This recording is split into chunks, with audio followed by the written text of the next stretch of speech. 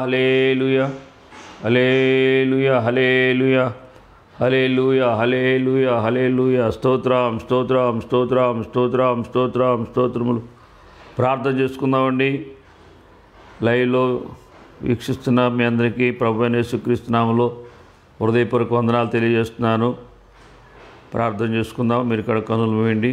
అందరూ బాగున్నారా? ప్రార్థన చేసుకుందాం. మహాపరిశుద్ధుడు అయిన మా ప్రియ పరలోక తండ్రి, మీ పరిశుద్ధమైన ఘనమైన నామాన్ని స్తుతులు స్తోత్రాలు చెల్లిస్తున్నావు నాయన. నిన్న నేడు నిరంతరం ఏకరీతికున్న ప్రభువాని స్తోత్రాలు. భూమిని ఆకాశాన్ని సృజించిన సృష్టికర్త అయిన మా దేవుడు నీ స్తోత్రాలు చెల్లిస్తున్నాం ప్రభువా. నీకు లెక్కలేని కోట్లాది కృతజ్ఞత స్తోత్రాలు చెల్లిస్తున్నాం ప్రభువాని స్తోత్రాలు. హైదరాబాద్ మమ్మల్ని క్షేమంగా తీసుకొచ్చి నాయన లైవ్ ప్రేయర్ విషయంలోనూ, అలాగే శుక్రవారం నాయన మరి నాయన ఫేస్బుక్ లైవ్లో కూడా మీరెంతగానో మరి నాయన మరి నా తండ్రి మీరు వాడుకున్న విధానం బట్టి నీ స్తోత్రాలు చెల్లిస్తున్నాం. ఆశీర్వాదకరంగా ఎంతవరకు నడిపించిన దాన్ని బట్టి నీ స్తోత్రం చెల్లిస్తున్నాం ప్రభువా. నా తండ్రి ఈ శనివారం ఈ రాత్రికాల సమయంలో ఈ లైవ్కి మీరు అధ్యక్ష వహించండి నాయన. స్తోత్రాలు చెల్లిస్తున్నాం ప్రభువా. నా దేవా నా ప్రభువా, నీ స్తోత్రాలు పాటలో ప్రార్థనలో నా తండ్రి వర్తమానంలో మీరేమిటి నడిపించి బలపరిచి సహాయం చేయమని లైవ్లో వీక్షిస్తున్న బిడ్డలు, మందిరంలో ఉన్న బిడ్డలందరినీ కూడా మీరు జ్ఞాపకం చేసుకోండి. నీ సన్నిధి సమాధానం, నీ కృపా కాపుదలు దయచేయండి ప్రభువా. అయా బలహీన నన్ను కూడా బలపరచండి, మీరు వాడుకోమని ఆయన ప్రారంభించి ముగింపు వరకు క్రమముగా మర్యాదగా జరిగించి మీ నామానికి మహిమ ఘనత ప్రభావాలు తెచ్చుకోమని నజరేయుడైన యేసుక్రీస్తు నామమును బట్టి ప్రార్థించి వేడుకొంచున్నాము తండ్రి. ఆమేన్ ఆమేన్. వందనాలండి. ఒక పాట పాడుకుందాం.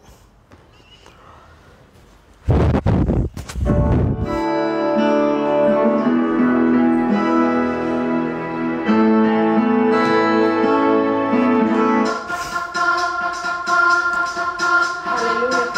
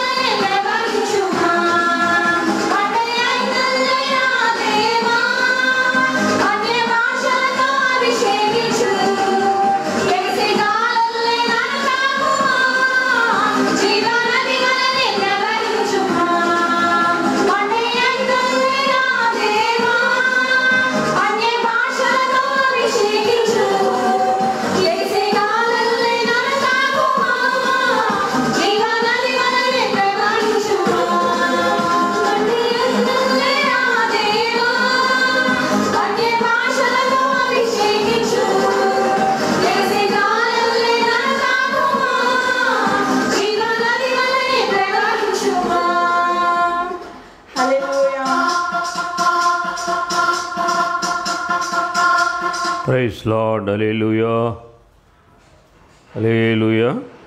ప్రార్థన చేసుకుందామండి. సేవకురాలు వచ్చి ప్రార్థనలు నడిపిస్తారు. Praise lord. హల్లెలూయా. దేవుని నామ స్తోత్రములు. అయ్యగారికి నా వందనాలు. మీ అందరికీ కూడా నా హృదయపూర్వకమైన వందనాలు. అందరూ బాగున్నారా? ప్రార్థన చేసుకుందాం. పరిశుద్ధుడా, ప్రేమ కలిగిన దేవ, దయగలిగిన తండ్రి, నీ స్తోత్రాలు చెల్లించుకుంటున్నాం. నీ వందనాల ప్రభా, నీకే స్థితుల స్తోత్రాలు నాయన. చాలా చాలా గొప్ప దేవుడు, చాలా చాలా మంచి దేవుడు. నీ స్తోత్రాలు చెల్లించుకుంటున్నాను ప్రభా. ఇదిగో నాయన తండ్రి, ఈ 2000 ప్రభా 20 సంవత్సరం 20 నెల ప్రభా నీ స్తోత్రాలు చెల్లించుకుంటున్నాం. ఈ 3వ తారీఖు అక్టోబర్ నెల ప్రభా తండ్రి స్తోత్రాలు చెల్లించుకుంటూ ఆత్మాభిషేకుడిలో ఇప్పుడు వరకు నాయన పాటల ద్వారా మహిమ పొందించండి. నీ స్తోత్రాలు దయదర్శిగా నిలబెట్టుకునే ప్రభా నాయన.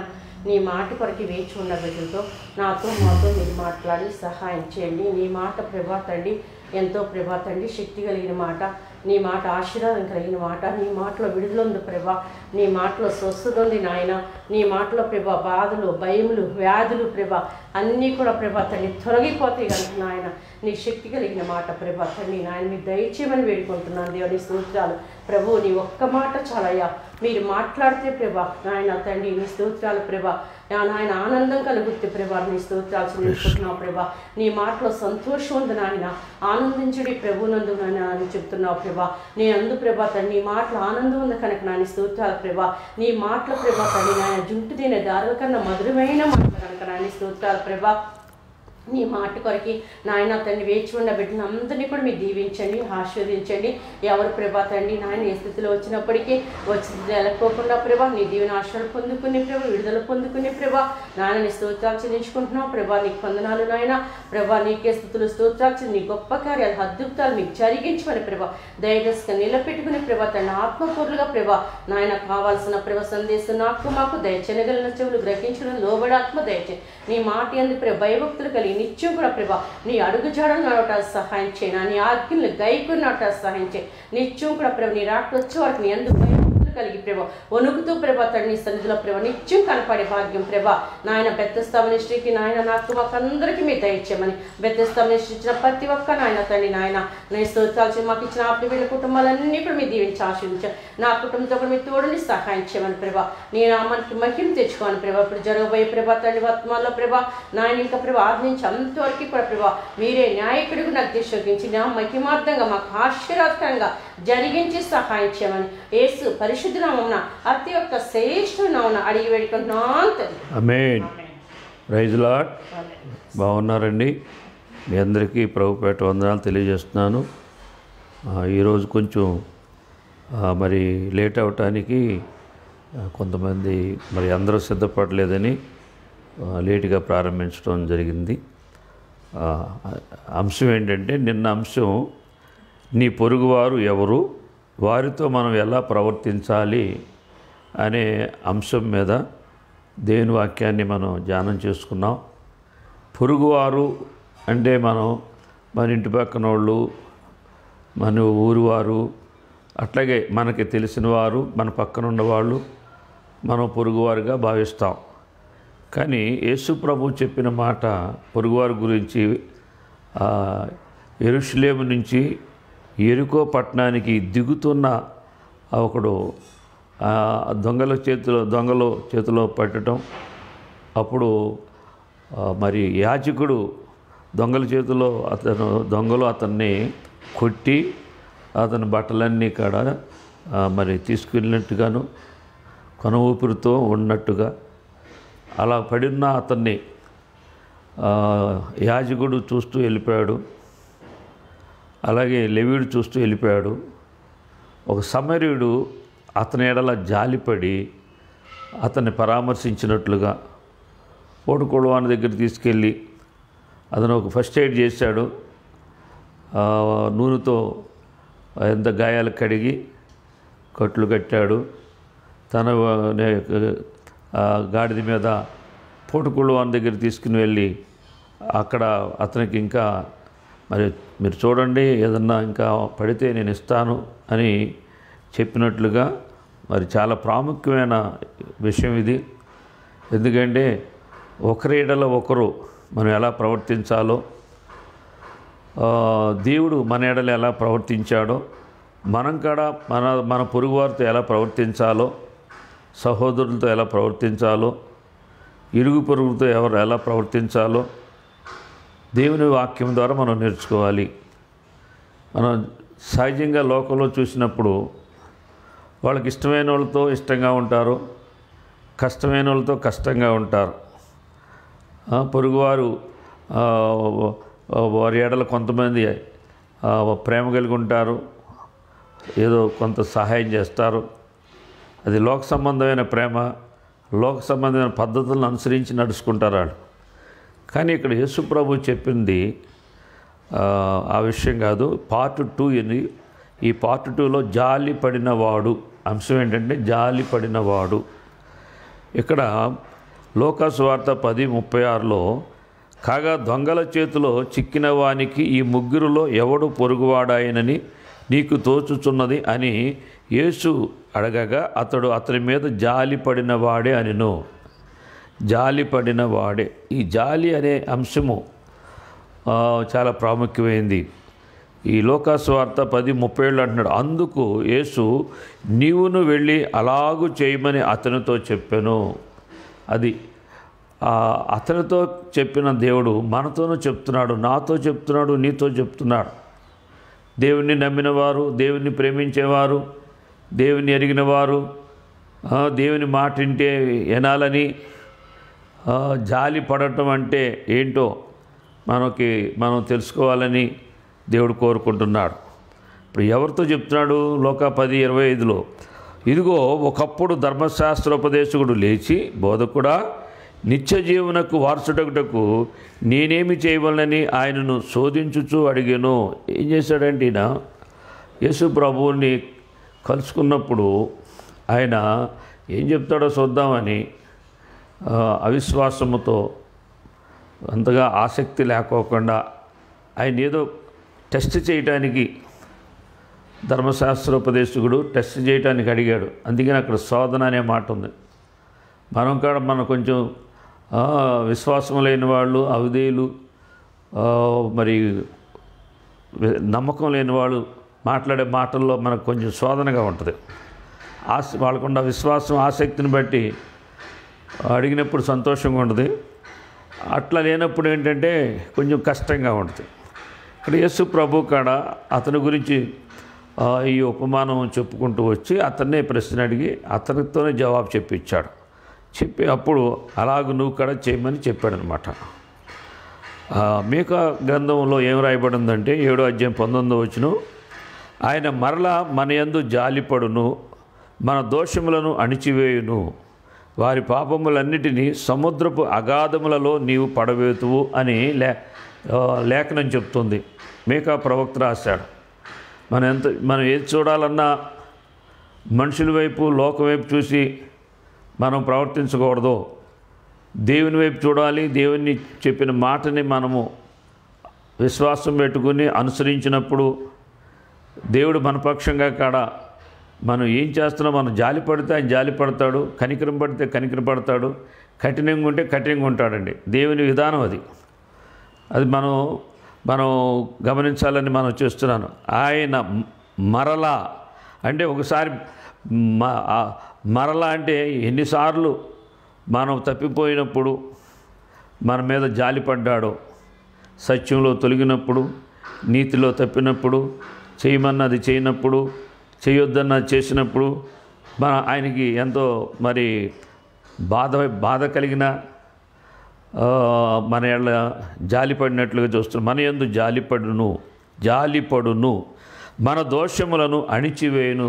అదండి, జాలిపడి మన దోషాలను అణిచివేస్తాడంట. అలాగే వారి పాపములన్నిటినీ సముద్రపు అగాధములలో నీవు పడవేతువు అంటున్నాడు. దేవుని స్తోత్రం చెప్పండి. హల్లెలూయా. ప్రియులారా, దీనికి కారణం ఏంటంటే మనం సత్యం ఎరగని వారు అని లోకంలో పాపులతో ఉండి పాపం మనని పట్టుకుని మోసం చేస్తుందని దేవుడికి తెలుసు కనుక, అందుకని మన పాపము, మన శాపము యేసు ప్రభువు మీద మోపి ఆయన శాపగ్రస్తుడిగా శిలువ యాగముగా, శిలువలో బలియాగం అయ్యి ఆయన ప్రాణం పెట్టడం వల్ల మనం ఆస్వాదించబడ్డాం. మన యొక్క శాపం తొలగిపోయి ఆశీర్వాదం అనేది మనకు కలిగింది. విశ్వాసము సత్యాన్ని మన దగ్గరికి వచ్చినప్పుడు ఆ సత్యాన్ని మనం నమ్మితే ఆ సత్యం మన స్వతంత్రులుగా మన యొక్క పాపం నుంచి విడిపించి పరిశుద్ధత నీతిని కలిగిన దేవుని మాటల్ని నమ్మటం వల్ల, దేవుడు చెప్పింది చేయటం వల్ల మనం ఏమవుతున్నామంటే ఆస్వాదించబడిన వారుగా, దేవునిలో ఫలించే వారంగా మార్చబడుతున్నాం. ఇక్కడ యాకోబు గారు యోబు గురించి రాస్తాడు. యోబు 5:11, యాకోబు పత్రిక 5:11 అంటున్నాడు, సహించిన వారిని ధన్యులను కొనుచున్నాము కదా, మీరు యోబు యొక్క సహనమును గూర్చి వింటిరి, ఆయన ఎంతో జాలియు కనికరము గలవాడని మీరు తెలుసుకొని ఉన్నారంటున్నాడు. యోబు గురించి పాత నిబంధనలో యోబు అనే భక్తుడు ఎంత సహనం కలిగి ఉన్నాడో, ఎంత ఓర్పు కలిగి ఉన్నాడో, మరి అవన్నిటిని బట్టి యోబు ధన్యుడిగా మారాడంటండి. కనుక 2 అంతల ఆశీర్వాదం పొందాడు, దైవ ప్రత్యక్షం చూశాడు. కనుక ఆ యోబును ఇప్పుడు మనకి పరిచయం చేస్తూ 11వ వచనం, మీరు ఆయనలో గుణలక్షణాలు చెప్తున్నాడు. యోబులో ఉన్న గుణలక్షణాలు, ఆయన ఎంతో జాలియు కనికరమును గలవాడని మీరు తెలుసుకొని ఉన్నారు. ఇంకెవరైనా తెలుసుకోకపోతే మనం దేవుని భక్తుల ద్వారా తెలుసుకోవాలి, పరిశుద్ధ లేఖనంలో ఉన్న భక్తుల ద్వారా తెలుసుకోవాలి. మన కళ్ళ ముందున్న భక్తుల కాడ మనం తెలుసుకోగలిగినట్టుగా, గ్రహించగలిగినట్లుగా భక్తి నేర్చుకోవాలి. అంతేగాని మనము లోకాన్ని చూసి, వేషాన్ని చూసి, వేషధారులను చూసి మనం భక్తి నేర్చుకోలేము. భక్తిహీనులు అవుతాం. భక్తిపరులు అనుకుంటాం కానీ భక్తిహీనులుగా ఉంటాం. కనుక యోబు మట్టికి శోధించబడి సువర్ణంగా మారాడు. యోబు గురించి చెప్పాలంటే చాలా అమూల్యమైన మాటలు యోబు గ్రంథంలో రాయబడినాయి, మర్మాలు రాయబడినాయి. యోబు ఎంతగా మరి శోధించబడ్డాడో, అటువంటి శోధనలో కూడా భార్యలో మూర్ఖత్వం ఉన్న యోబు మటుకి దైవత్వాన్ని కలిగి ఉన్నాడు. కారణం పరిశుద్ధాత్మను కలిగి ఉన్నాడు, దేవుని యొక్క నీతిని కలిగి ఉన్నాడు, దేవుడు చెప్పినట్టుగా నడుచుకున్నాడు. యోబులో ఏ పాపము లేదు. యోబు యథార్థవర్తనుడు, నీతిమంతుడని, దేవుని యందు భయభక్తులు కలిగిన వాడని దేవుడే సాక్ష్యం చెప్తున్నాడు. అంత మరి భక్తి విధానాన్ని శ్రమలలో, శోధనలో, హింసలో మరి దేవుడి నుంచి తొలగిపోయిన యొక్క స్థిరత్వాన్ని యోబు కలిగి ఉన్నాడు. స్థిరమైన మనసు కలిగి ఉన్నాడు. ఆ గుణలక్షణం జాలి కనికరాలు కలిగి ఉన్నాడు. ఇక్కడ కొలసి అపోస్తలుడైన పౌలు కొలసి రాసిన పత్రికలో 3:12లో ఏం చెప్తున్నాడంటే, చదువు, కాగా దేవుని చేత ఏర్పరచబడిన వారు, ఇక్కడ చక్కగా చెప్తున్నాడు, దేవుని చేత ఏర్పాటు ఉంటేనే పరిశుద్ధులను ప్రియులైన వారికి తగినట్లుగా, అదండి, మీరు జాలిగల మనసును, దయాళత్వమును, చాలండి. ఇవన్నీ ఏంటంటే ఆత్మ ఫలములో కొన్ని భాగాలు. ఇక్కడ జాలి అనే మాట మనం తీసుకోవాలి. ఈ జాలి అనేది దేవుళ్ళో ఉన్నది. ఆ దేవుల్లో ఉన్న దాన్ని, జాలిని, కనికరం, ఈ రెండు ఒకటేనండి. జాలి పడ్డామంటే కనికర పడతాం. కనికరం అంటే మనం వాళ్ళకి ఏ అవసరమో ఆ అవసరంలో మనం ఉంటాం, ఆ సమస్యలో మనం ఉంటాం. కనుక యేసు ప్రభు కూడా కనికరపడ్డాడు. కుష్ఠరోగి మీద కనికరపడ్డాడు, కుష్టి వ్యాధిని స్వస్థపరిచాడు. గుడ్డివాడి మీద కనికరపడ్డాడు, కళ్ళు లేని గుడ్డివాడికి కళ్ళు ఇచ్చాడు. అలా ఎన్నో అద్భుతమైన కార్యాలు, మనుషులకి ఉన్న లోపాలు, మనుషులకు ఉన్న సమస్యలు, మనుషులు పీడించబడుతున్న దైవశక్తుల నుంచి కనికరపడి ఆయన విడిపించినట్లుగా,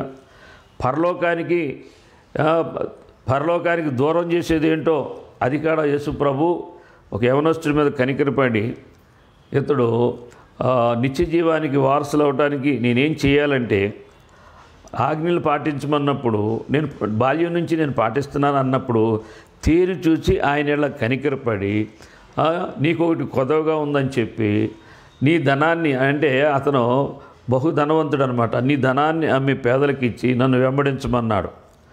కనుక ధనముకి యేసుప్రభు విలువ లేదు, కానీ దేవుని పరలోకానికి నిత్య జీవానికి దేవుడు ఎంతో విలువ ఇచ్చాడు, ఎంతో విలువ ఇచ్చాడు.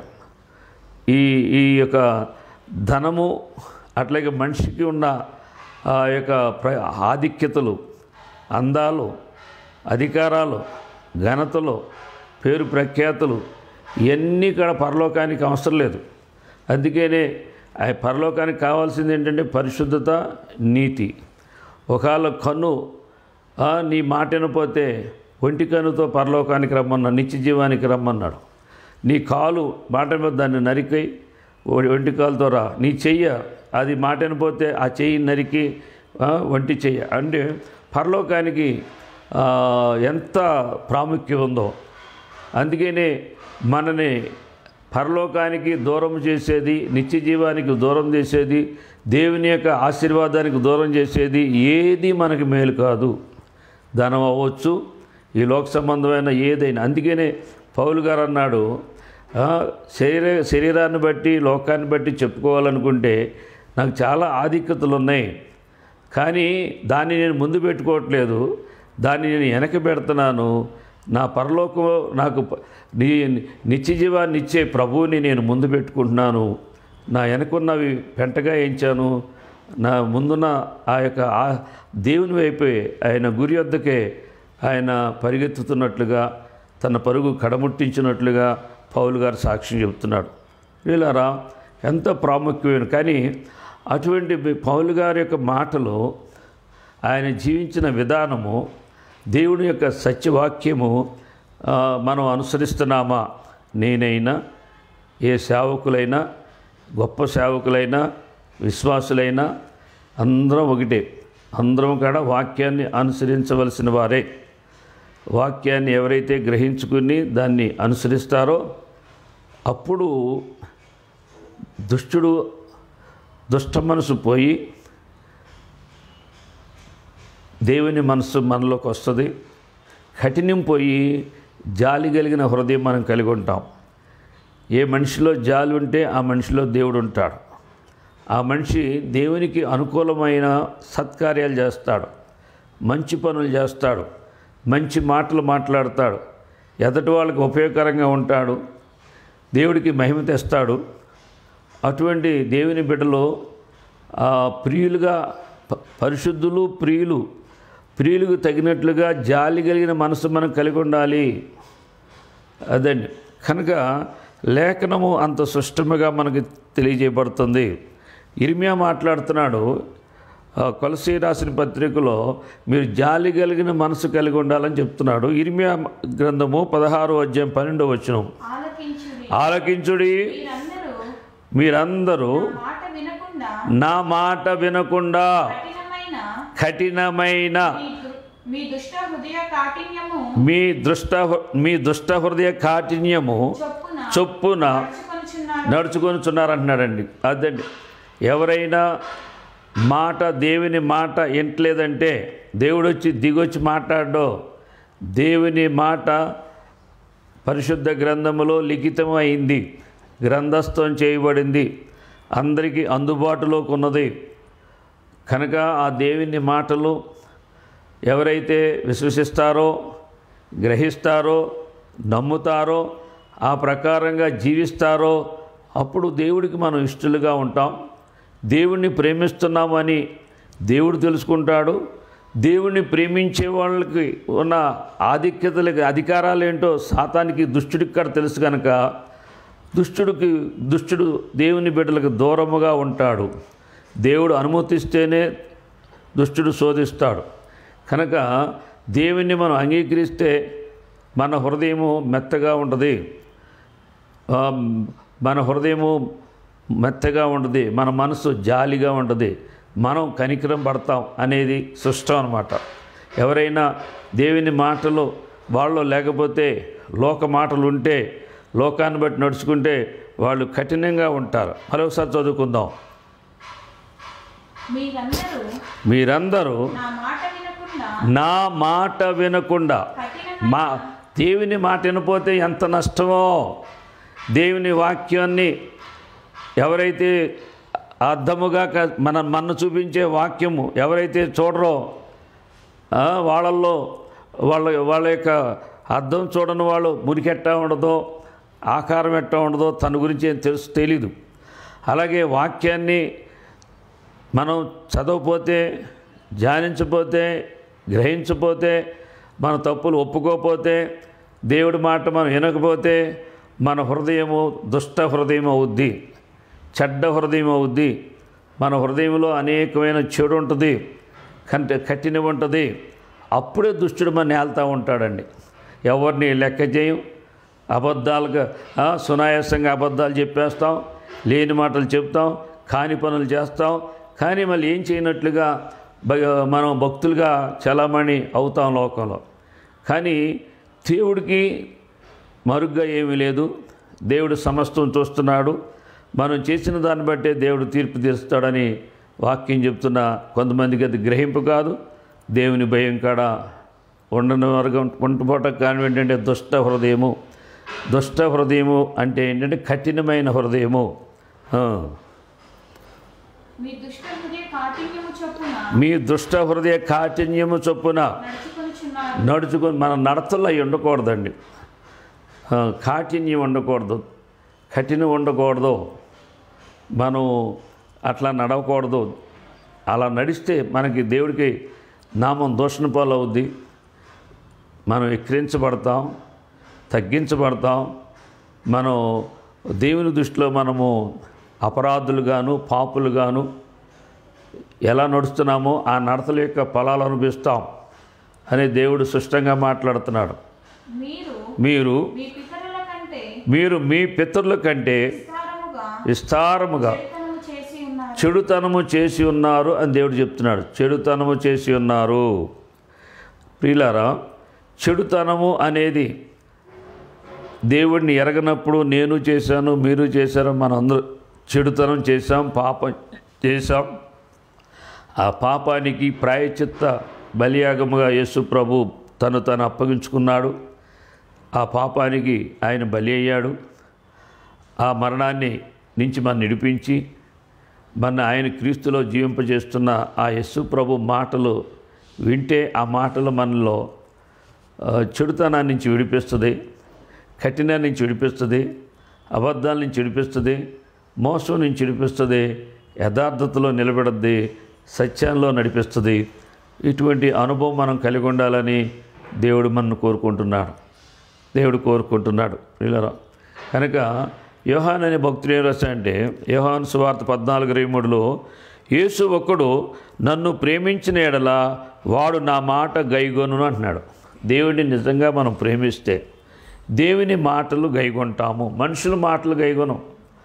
దేవుని మాటకి భిన్నమైన మనుషుల మాటలుంటే దేవుని మాటే గైగొనాలి. మనము దేవుడికే మహిమ తేవాలి, దేవుడి నీతి నెరవేర్చాలి, దేవుని ద్వారా మేలు పొందుకొని దీవించబడి దేవుడికి మహిమ తేవాలి. మీరు బహుగా ఫలించడం వల్ల నా తండ్రి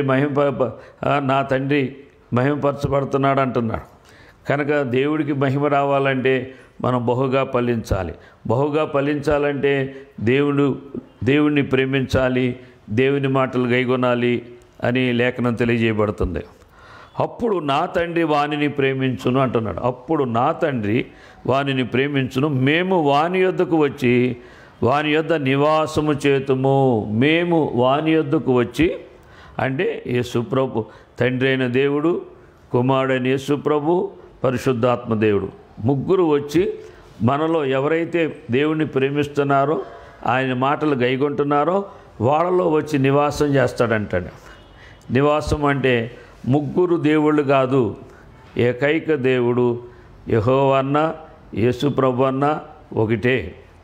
ఆయన ఆత్మే పరిశుద్ధాత్ముడు.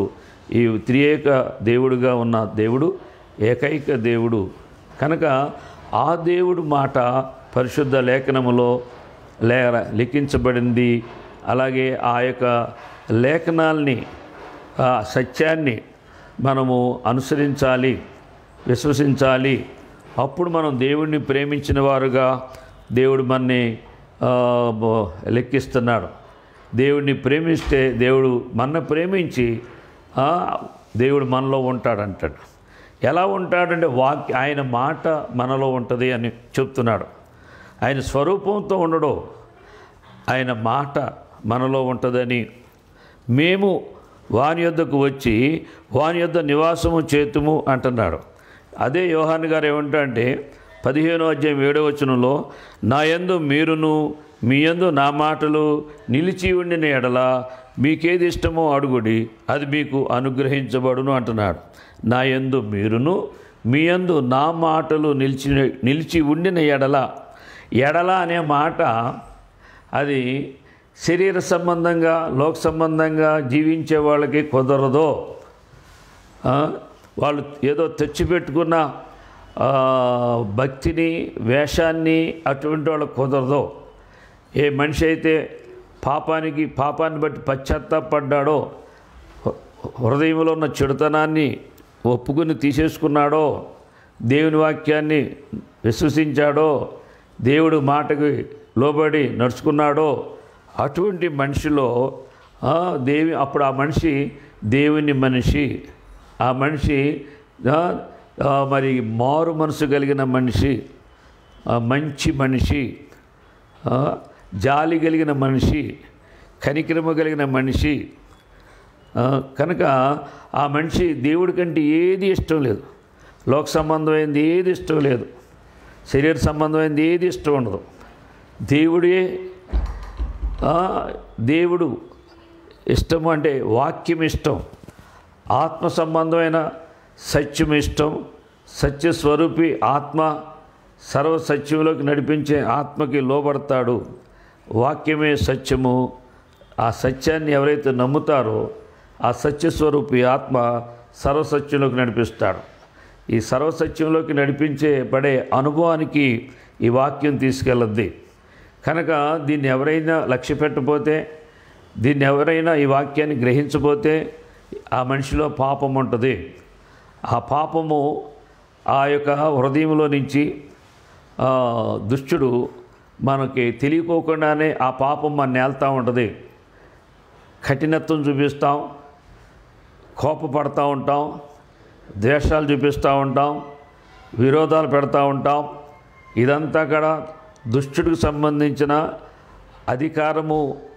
ఆ ఏలుబడిలో వాళ్ళు నడుస్తూ ఉంటారు. వాళ్ళు మంచిగా నడవాలనుకుంటారు కానీ హృదయంలో దుష్టత్వం ఉండటం వల్ల కఠినముగా ప్రవర్తించేటట్లుగా, కఠినముగా మాట్లాడేటట్లుగా దుష్టుడు వాడుకుంటాడు. కనుక కొన్నిసార్లు దేవుని సత్యాన్ని బట్టి హెచ్చరించటము, కఠినముగా గద్దించటము మంచి కోసం కఠినం కాదు, చెడు కోసం కఠినం. ఆకలైతే ఆహారం పెట్టమని వాక్యం చెబుతుంది, కానీ అక్కడ కఠినం చూపిస్తూ ఉండరు. కాళ్ళు చేతులు బాగానే ఉండే కానీ నీకేమన్నా ఇంకా ఏదో దూషణ మాటలు మాట్లాడి అక్కడ కఠినం చూపిస్తారు. అలాగే పేదవారి ఏళ్ళ కఠినం చూపిస్తూ ఉంటారు, దీనుల ఏళ్ళ కఠినం చూపిస్తూ ఉంటారు. కానీ గర్విష్ఠుల ఏళ్ళ వాళ్ళు ప్రేమ చూపిస్తూ ఉంటారు. అంటే ఎవరిని ప్రేమించాలో వారిని ప్రేమించుకోకుండా, ఎవరికి దూరంగా ఉండాలో అలా వాళ్ళకి దూరంగా ఉండకోకుండా దుష్టుడు అలా మోసం చేస్తాడు. అంటే వాక్యానికి విరుద్ధంగా నడిపిస్తాడు, సత్యానికి విరుద్ధంగా నడిపిస్తాడు. దేవుడు చేయొద్దన్నది చేస్తారు, చేయమన్నది చేయరు.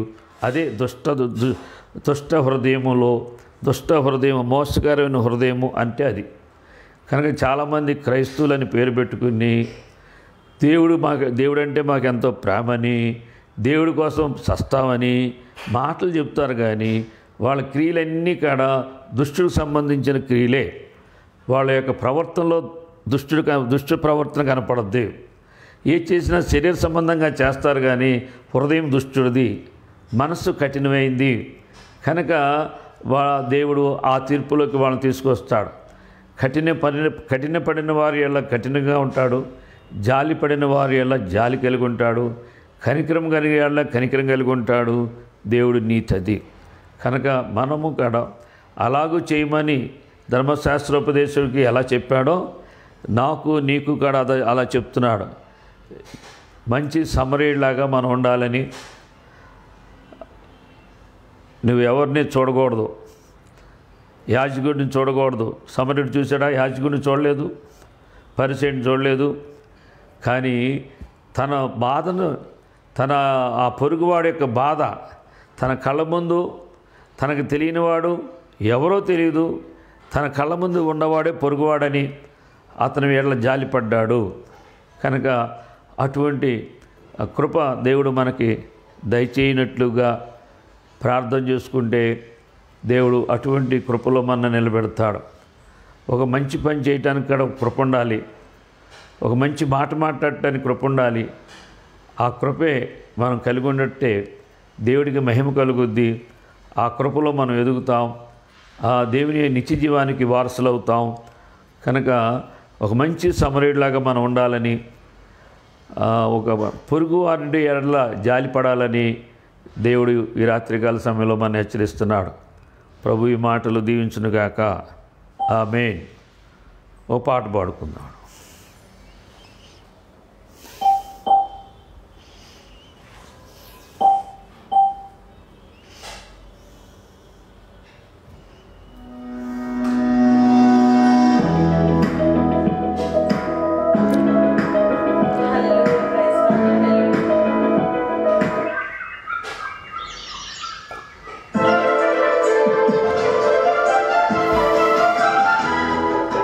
Power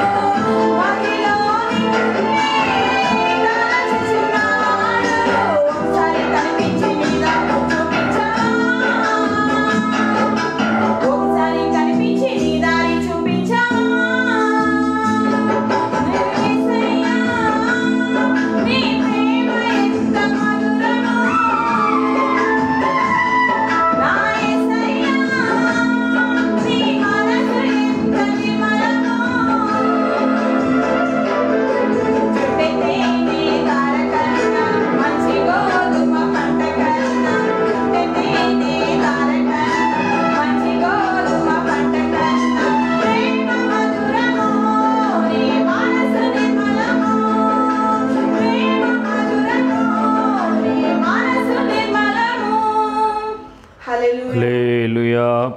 praise lord. ప్రియులారా, మరి దేవుడు ఆజ్ఞ మనకు తెలియజేసేది ఏంటంటే, రెండో ఆజ్ఞ, నిన్ను వలె నీ పొరుగువాడిని ప్రేమించుము అని దేవుని వాక్యం తెలియజేస్తుండగా, పొరుగువారిని ద్వేషించే వారిగా మనం ఉండకోకుండా, పట్టించుకోకుండా మనం ఉండటం కాడ అది ధర్మము కాదు, అది నీతి కాదు, దేవుడి దృష్టిలో పాపము. మన పొరుగువారి యెడల మేలు చేయాలని, వారి గురించి మనం జాలిపడి కనికరపడి వారి యొక్క పరిస్థితుల్లో సమస్యల్లో మనం కూడా ఇన్వాల్వ్ అవ్వాలి. మనం చేయగలిగిన సహాయం చేయాలి. పాపపు ఊబిలో పాపంలో పడిపోతే పాపంలో నుంచి విడుదల పొందేటట్లుగా అతనికి మనం మార్గం చూపించాలి.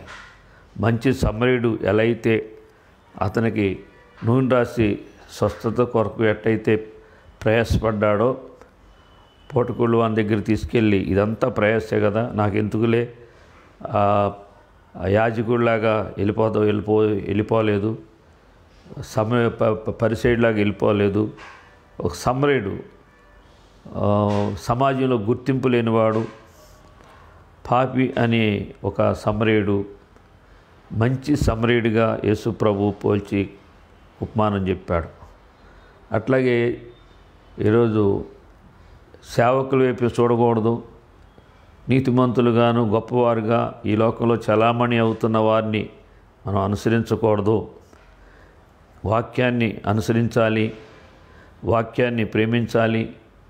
పరిశుద్ధాత్ముడు చెప్పినట్టుగా మనం విధేయత చూపించి నడుచుకున్నప్పుడే మనం కూడా రెండో ఆజ్ఞలో, నిన్ను వలె నీ పొరుగువాడిని ప్రేమించమనే ఆజ్ఞలో ఆ కృప ద్వారా మనం నెరవేర్చిన వారు అవుతాం. కనుక మనం ధన్యులుగా మార్చబడతాం, నిత్య జీవానికి వారసులుగా మనం కొనుక్కోబడతాం. ఇది ఈ లోకాన్ని, మనుషుల్ని చూడకూడదు. యోబు లాంటి భక్తులు చూడాలి.